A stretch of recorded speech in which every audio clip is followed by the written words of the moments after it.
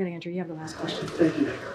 On the subject of the border and the Texas Guard, I understand you want to refer some of these questions to DHS because DHS controls the Border Patrol, but at a certain point, Texas Guard, Texas National Guard soldiers, and National Guard soldiers from other states are being used to frustrate federal authority. They are being used to get in the way of federal immigration enforcement and to flout a court order from a federal court. At what point does the president step in and say, enough of that, these are American soldiers, I am federalizing the National Guard and ordering them to let the Border Patrol do their jobs because they took an oath to the Constitution and I am their commander-in-chief? When does enough become enough? So I'll say this. I'm not going to speculate on any actions the president could use. I'm just not. I'm just not going to do that.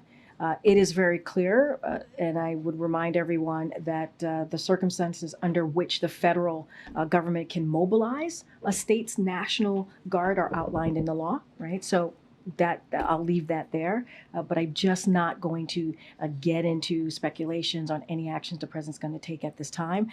And I'm going to reiterate, if these Republican governors actually cared about doing something to deal with the challenges at the border, about doing something, real meaningful actions, right, to deal with the immigration system that's been broken for decades under Democrats, under Republicans, not just this president, then they would reach out to their their congressional representatives, their senators and Congress members in their state, who I'm assuming they know well. I'm assuming they've worked with them on issues that deals with the federal government. They should talk to them and say, hey, we need you, Congressman X, we need you, Senator X, in my state to work with Congress, to work maybe with the senators who are the Republican and Democrat senators who are doing this process, going through the negotiations. We need you to work with them so that we can so that we can deal with the challenges at the border. That's an easy ask. That is not difficult. That is something actually easy to do. It does not take much work from them to make those requests and to talk to their congressional members that they probably talk to and speak to about many other issues as it relates to their state and the federal level. I understand you're talking about the political process. It's not a political process. Wait, hold on a second. It's not a political process for a governor in their state to talk to their congressional members about taking legislative actions. That's not politics. That's just the right thing to do on behalf of their constituents. That is not politics. But what I'm saying is that this appears to be a concerted effort led by the governor of Texas and joined by Republican governors, encouraged by the Republican likely nominee for president, who I know you cannot talk about up there, to flout federal authority, to undermine federal authority.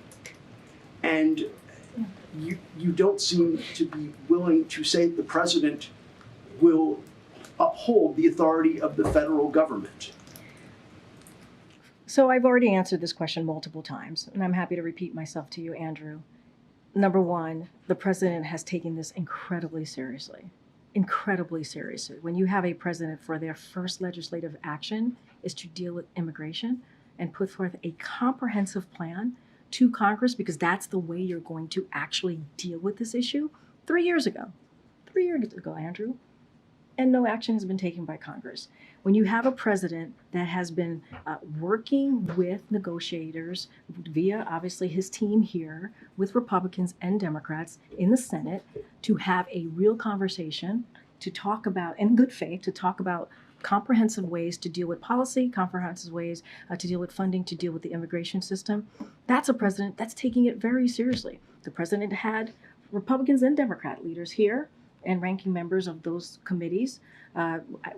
In that conversation had to deal with Ukraine, but that came up as well. And the president said, it is important for Congress to act. We have been saying this. If you have a Republican governor that is playing political stunts and continues to do that and put actually the Border Patrol agents in harm's way and preventing them to do their job, that's a political stunt. We're going to call that out too. DHS has taken action, DOJ has taken action. That's a president that's taking it really seriously. I can't speak to DOJ actions, obviously, but those things are being taken very seriously because Border Patrol agents need to get to the area to do their jobs, to enforce the law. So if you think about it, you're asking about our legal authority. The governor is literally getting in the way of Border Patrol agents to do their jobs, enforcing the law. That's a problem, and that's something for him to answer. Guys, I got to go to a meeting with the president. Have a great Friday, guys.